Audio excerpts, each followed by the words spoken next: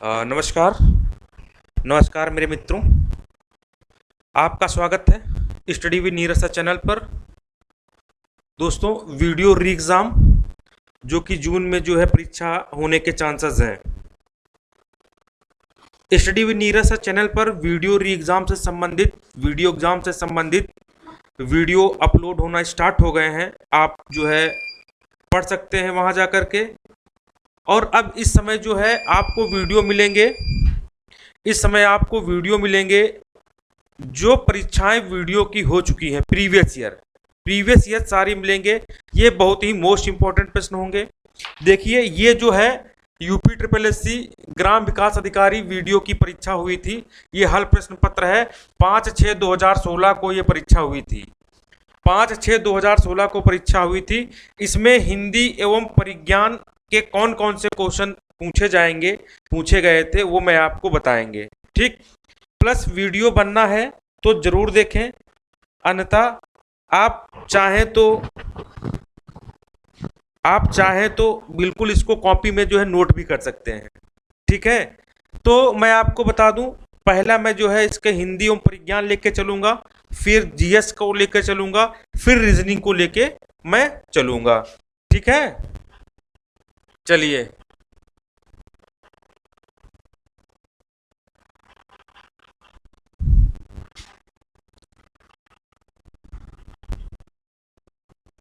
देखिए, मॉडल हल प्रश्न पत्र है। जैसा कि मैंने आपको बताया था, ये मॉडल हल प्रश्न पत्र है। यूपी ट्रिपल एस सी ग्राम विकास अधिकारी वीडियो भर्ती परीक्षा, तिथि 5/6/2016 की है। इसमें हम प्रश्न नंबर 1 की ओर बढ़ते हैं। देखिए, प्रश्न संख्या 1 की ओर बढ़ेंगे, इसको थोड़ा जूम करेंगे, देख लीजिए। देखिए, निर्देश ये जो है भाग 1 हिंदी और परिज्ञान है। हिंदी परिज्ञान और लेखन योग्यता 1 से 5 प्रश्नों के उत्तर देने हैं। निम्नलिखित प्रश्नों के उत्तर दीजिए। सूरदास के गुरु इसमें कौन थे? सूरदास के गुरु कौन थे? आप देखिए, इसका आंसर इसमें जो है आंसर होगा वल्लभाचार्य। बिल्कुल आंसर होगा वल्लभाचार्य। सूरदास के गुरु जो थे वो वल्लभाचार्य थे। छंद पढ़ते समय, ठीक है, छंद पढ़ते समय आने वाले विराम को क्या कहा जाता है? यति कहा जाता है। छंद पढ़ते समय, ठीक है, यति कहा जाता है। आने वाले विराम को क्या कहते हैं? यति कहते हैं। ठीक, चलिए आगे हम नेक्स्ट बढ़ते हैं।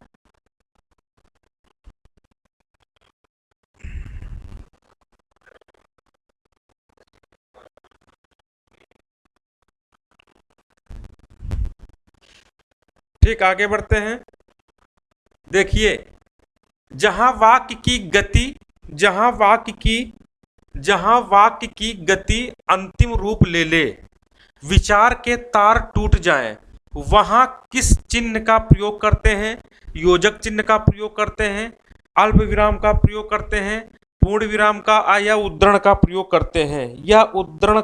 करते हैं। तो मैं आपको बता दूं, ये पूर्ण विराम का प्रयोग करते हैं। ये विराम टॉपिक से है। एक चैप्टर हिंदी में है विराम चिन्ह। ठीक है, विराम चिन्ह, यहां से जरूर एक क्वेश्चन आपको जो है मिलेगा। यहां से एक क्वेश्चन जरूर मिलेगा। देखिए, अमर्ष क्या है? अमर्ष क्या है? ठीक, देख लीजिए, अमर्ष क्या है? एक काव्य दोष है, एक संचारी भाव है, एक काव्य गुण है, एक अलंकार है। प्रश्न संख्या 4। ठीक है, तो ये एक संचारी भाव है। क्या है? एक संचारी भाव है। अमर्ष एक जो क्या है? एक संचारी भाव है। अमर्ष एक संचारी भाव है। चलिए आगे बढ़ते हैं नेक्स्ट प्रश्न की ओर। देखिए, कबीर दास की भाषा कौन सी थी? ब्रज भाषा थी, 5वां नंबर, खड़ी बोली थी, कि कन्नौजी थी, कि सदुकड़ी थी? प्रश्न संख्या 5। 5 का जो सही है वो 4 है। 5 का जो सही है मेरे मित्रों वो 4 है। जो कबीरदास की भाषा थी वो सदुकड़ी थी। चलिए आगे नेक्स्ट बढ़ते हैं 6 नंबर पे। देखिए, इसको देख लीजिए। निर्देश 6-7 निम्नलिखित मुहावरों के लिए विकल्प चुनिए। द्रौपदी का चीर का अर्थ क्या है? नारी का अपमान करना। शर्म कार्य करना, कभी समाप्त ना होना और सुंदर स्त्री। 6 नंबर। ठीक है, तो कभी समाप्त ना होना, द्रौपदी का चीर मतलब कभी समाप्त ना होना। ठीक है, इसका अर्थ है। कूप मंडूक होना का अर्थ क्या है? कुएं में गिरना, मूर्ख होना, मात देना या सीमित ज्ञान या सीमित अनुभव होना। तो सीमित ज्ञान या सीमित अनुभव होना इसका जो है अर्थ है। क्या है इसका अर्थ है? ठीक है, सीमित ज्ञान या सीमित अनुभव होना। चलिए आगे बढ़ते हैं। नेक्स्ट देख लीजिए। इस प्रश्न में वाक्य के पहले और अंतिम भाग को क्रमशः इंपॉर्टेंट है, ऐसे प्रश्न आपको मिलेंगे। इस प्रश्न में वाक्य के पहले और अंतिम भाग को क्रमशः 1 और 6 की संख्या दी गई है। बीच में आने वाले अंश को 4 भागों में बांटकर 11 11 ए ला वा, ठीक, संख्या दी गई है। यह चारों उचित क्रम में नहीं है, इन चारों को उचित क्रम में लगाइए ताकि एक शुद्ध वाक्य बनिए। मतलब आपको पहला सेंटेंस दिया होगा, आपको जो है लास्ट का सेंटेंस दिया होगा। ठीक है, अब इसके बीच में हमको जो है इनको क्रम से लगाना है। ठीक है, प्रश्न संख्या 8। चलिए आगे बढ़ते हैं। ठीक है, प्रश्न संख्या 8 में आगे बढ़ते हैं। देख लीजिए, सामाजिक जीवन में प्रश्न संख्या 8, सामाजिक जीवन में क्रोध की जरूरत बराबर पड़ती है। मनुष्य दूसरों के द्वारा पहुंचाए जाने वाले बहुत से यदि क्रोध ना हो तो कष्टों चिर निवृत्ति का उपाय ही ना कर सके। इनको 4 को आपको लगाना है, ये 11 लावा को हमको लगाना है, सेट करना है। तो सामाजिक जीवन में क्रोध की जरूरत बराबर पड़ती है। यदि क्रोध ना हो, यदि क्रोध ना हो तो मनुष्य दूसरों के द्वारा पहुंचाए जाने वाले बहुत से कष्टों की चिर निवृत्ति का उपाय ही नहीं कर सकता। मतलब ये वाला सही है, मतलब या जो है पहले नंबर पे आएगा, या पहले नंबर पे आएगा, इसके बाद ला दूसरे पे आएगा, इसके बाद रा तीसरे पे आएगा, फिर ये चौथे पे आएगा। इसको लगाइए, फिर इसको लगाइए, फिर इसको, अंत में ये आपका रहेगा। तो ऑप्शन ए इसका राइट आंसर है। ठीक है, चलिए आगे बढ़ते हैं। नेक्स्ट प्रश्न देखिए, दिए गए वाक्यांश के लिए एक शब्द का चयन करें। पूरब और उत्तर की बीच की दिशा को क्या कहते हैं? तो ये कहते हैं ईशान। क्या कहते हैं? ईशान। पूरब और उत्तर की बीच की दिशा को क्या कहते हैं? ईशान। ईशान कहते हैं। चलिए आगे बढ़ते हैं।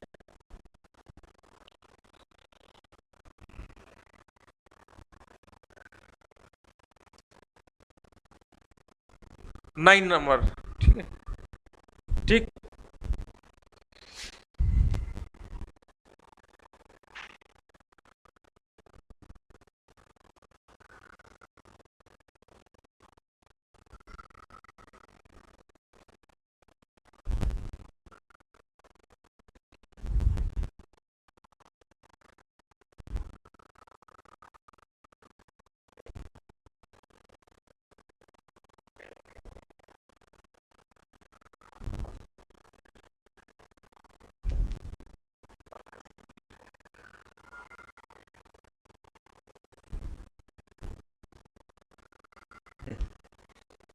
करो। चलिए इसमें जो है हम अभी आगे बढ़ेंगे, इसको थोड़ा अलग करते हैं। ठीक है, एक सेकंड जो है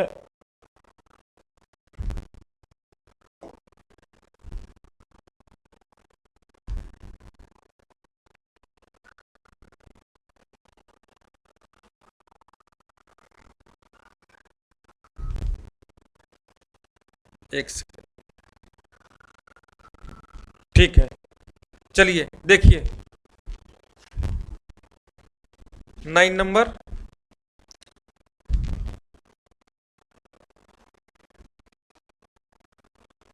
चलिए आते हैं, नेक्स्ट पे आते हैं। ठीक है, नीचे दिए गए शब्दों में से अव्ययीभाव समास का चयन कीजिए। अव्ययीभाव समास का चयन करना है, देख लीजिए। नीचे अव्ययीभाव मतलब अव्ययीभाव समास देखो, पाप और पुण्य ये तो द्वंद्व समास है। कौन सा है? द्वंद्व समास। ठीक है। घुड़सवार घोड़े पर सवार ये तत्पुरुष समास है। पीतांबर पीला अंबर ये कर्मधारी समास है, प्लस ये बहुब्रीहि समास होगा। ठीक है, ध्यान रखना। और ये आजीवन आपका अव्ययीभाव समास है। क्या है? अव्ययीभाव समास है। क्यों? क्योंकि इसमें आ उपसर्ग लगा है। आ से अगर आप दूसरा कोई शब्द बना सकते हो तो अव्ययीभाव समास होगा, आमरण। ठीक है, इस प्रकार हम ऐसे इसको पहचानेंगे। नेक्स्ट प्रश्न, चलिए। ठीक समय पर आ जाना कौन सा कारक है? भैया पर जहां पे लगा है देख लो, जहां पर लगा है वो अधिकरण कारक होगा। 12 नंबर। ठीक, वो अधिकरण कारक होगा। आगे बढ़िए। मंदिर मदिरा युग्म का उपयुक्त अर्थ वाला युग्म कौन सा है? ठीक है, अब इसमें देखो, पूजा घर या पुजारी, घर या सवारी, गुफा या बड़ी गुफा, देवालय या अश्वशाला। 13 नंबर आपको क्वेश्चन का आंसर दे रहा है। इसमें मेरे दोस्तों देवालय होगा। मंदिर का मतलब होता है, देवालय का मतलब होता है मंदिर। ठीक है, और मदिरा अश्वशाला, मंदिरा अश्वशाला कहलाते हैं। मंदिरा अश्वशाला इसको कहते हैं। चलिए आगे बढ़ते हैं। नेक्स्ट प्रश्न, निम्नलिखित में मिश्र वाक्य क्या है? मिश्र वाक्य क्या है मेरे बच्चों? 14 नंबर। 14 नंबर का मिश्र वाक्य देखिए। ठीक, उसके मिश्र वाक्य, मेरे आते ही वर्षा होने लगी, उसके जाने के बाद वर्षा होने लगी, वह घर से निकला और वर्षा होने लगी। ये तो नहीं होगा। ये क्यों नहीं होगा? क्योंकि और है। और किस में आता है? संयुक्त वाक्य में आता है, ये तो पता है। और किस में आता? संयुक्त वाक्य। ज्यों ही वह घर से निकला वर्षा होने लगी। प्रश्न संख्या 14। 14 का सही है 2।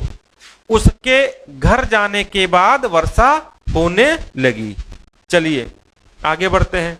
निर्देश 15 से 18 प्रश्नों को उत्तर देने हैं इसमें। ठीक है, आज बरसों बाद उठी है इच्छा, हम कुछ कर दिखाएं, एक अनोखा जश्न मनाएं, अपना कोरा अस्तित्व जमाएं।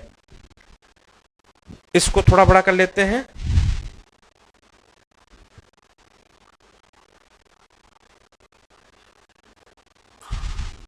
आज बरसों बाद सूखे पत्तों पर बसंत ऋतु आई है, विचार रूपी कलियों पर बहार खिल आई है, गहनता की फसल लहलहाई है, शायद इसी कारण आज बरसों बाद उठी है इच्छा, हम कुछ कर दिखाएं, अपना कोरा अस्तित्व जमाएं। इसका पहला प्रश्न देख लीजिए। कवि के मन में इच्छा उत्पन्न हुई है। 15 नंबर। कवि के मन में इच्छा उत्पन्न हुई है। किसकी उत्पन्न हुई है? इसमें कुछ महत्वपूर्ण कार्य करने के लिए उत्पन्न हुई है। सूखे पत्ते प्रतीक हैं किसके? पतझड़ के, अकाल के, मन के सूनेपन के और शुष्कता के। और शुष्कता के 16 नंबर। ये है मन के सूखेपन के। ठीक है, आगे देखिए, आगे देखिए 17 नंबर। निम्न किन कलियों पर बहार का आगमन हुआ है? भाव रूपी कलियों पर, विचार की कलियों पर, छोटी नई कलियों पर या शुष्क कलियों पर? Question number 17। तो 17 का 2 सही है, विचार की कलियों पर। किस पे? विचार की कलियों पर। ठीक, ध्यान रखना। गहनता की फसल से कवि का क्या आशय है? विचारों में परिपक्वता, अपना अस्तित्व लहलहाती फसलें, क्या विचारों की गंभीरता। ठीक है, तो इसका आंसर है विचारों में परिपक्वता। चलिए आगे बढ़ते हैं। देखिए रिक्त स्थान हेतु दिए गए विकल्पों में उचित विकल्प चुनिए। रामू की अपेक्षा केवल इसलिए हुई क्योंकि नहीं, रामू की उपेक्षा केवल इसलिए हुई क्योंकि राजीव उसकी अपेक्षा अधिक बुद्धिमान है। ठीक है, अधिक बुद्धिमान है। चलिए, अधिक बुद्धिमान है। ठीक है, तो इसमें तीसरा नंबर जो है ये सही होगा, तीसरा ये सही होगा। यहां पर भरा जाएगा उपेक्षा और यहां पर भरी जाएगी अपेक्षा। ठीक है, एक क्वेश्चन इसमें इसी के जैसा जो है आएगा। आगे बढ़ते हैं। निम्न पंक्तियों में सही अलंकार का चयन कीजिए। पानी विच मीन प्यासी, मोह सुन सुन आवे हासी। ठीक है, इसमें देखिए,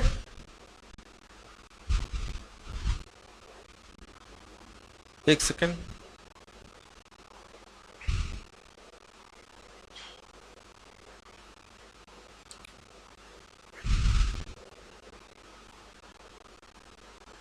देखिए इसमें जो है मैं आपको बता दूं ऑप्शन नहीं दिए गए हैं, ऑप्शन जो है नहीं दिए गए हैं, लेकिन ये एक तरीके से अगर बात की जाए, अगर सेम सेम लय और तुक वाली चीजें निकलती हैं, ठीक है, तो ये अनुप्रास अलंकार, ठीक है, अनुप्रास अलंकार का एक भेद होता है। आप लोग कमेंट करिए, अनुप्रास अलंकार का एक भेद होता है, 5 अनुप्रास अलंकार के भेद होते, उसमें से एक है। उसमें से कौन सा एक है? जब सेम सेम लय और तुक मिलती है तो अंत का अक्षर मिलता है तो अंत्यानुप्रास होता है। कौन सा? अंत्यानुप्रास होता है। चलिए आगे बढ़ते हैं। निम्नलिखित विकल्पों में से किस विकल्प में सही शब्द व्यक्तिवाचक संज्ञाएं हैं? मतलब सही शब्द व्यक्तिवाचक संज्ञाएं हैं। अब व्यक्तिवाचक संज्ञाएं सिर्फ नाम ही हो सकते हैं भाई, व्यक्तिवाचक संज्ञाएं सिर्फ नाम ही हो सकते हैं। ठीक है, सभी शब्द राम, रामचरितमानस, गंगा, कृष्ण, कामायनी, मिठास। देखो इसमें एक चीज ध्यान रखना, इसमें मिठास है, आस प्रत्यय लगा है तो ये भाववाचक संज्ञा हो जाएगी। ठीक, भाववाचक संज्ञा। ठीक, तो आप ये समझ लीजिए इसमें तो होगा नहीं। बुढ़ापा, ये भी भाववाचक संज्ञा हो जाएगी। ममता, ये भी भाववाचक संज्ञा हो जाएगी। इसका मतलब राम, रामचरितमानस, गंगा। अब गंगा का जातिवाचक संज्ञा क्या होगा? नदी होगा। ठीक है, रामचरितमानस क्या है? पुस्तक है, तो ये जाति इसकी हो जाएगी। राम क्या है? लड़का है, तो इसकी जाति लड़का हो जाएगी। ये तीनों क्या है? ये आपके व्यक्तिवाचक संज्ञा हैं। आगे बढ़ते हैं। 22 नंबर, निम्नलिखित में गंगा का पर्यायवाची नहीं है। निम्नलिखित में गंगा का पर्यायवाची नहीं है, पृष्ठ संख्या 22। ठीक है, तो इसमें गंगा का पर्यायवाची जो है मंदाकिनी है, भागीरथी है, सुरसरिता है, कालिंदी। इसमें गंगा का पर्यायवाची नहीं है। आगे बढ़ते हैं। सही वर्तनी शब्द का चयन कीजिए। मुश्किल गलत है, मुश्किल गलत है, बिल्कुल गलत है, मुश्किल।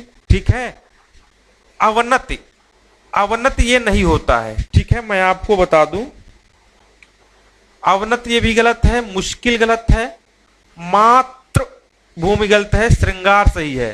श्रृंगार ऐसे ही लिखा जाता है, लोग श्रृंगार को ऐसे लिखते हैं। ठीक है, तो ये गलत होगा। उसमें लिखा है सही वर्तनी क्या है, तो आपकी श्रृंगार ये सही होगी।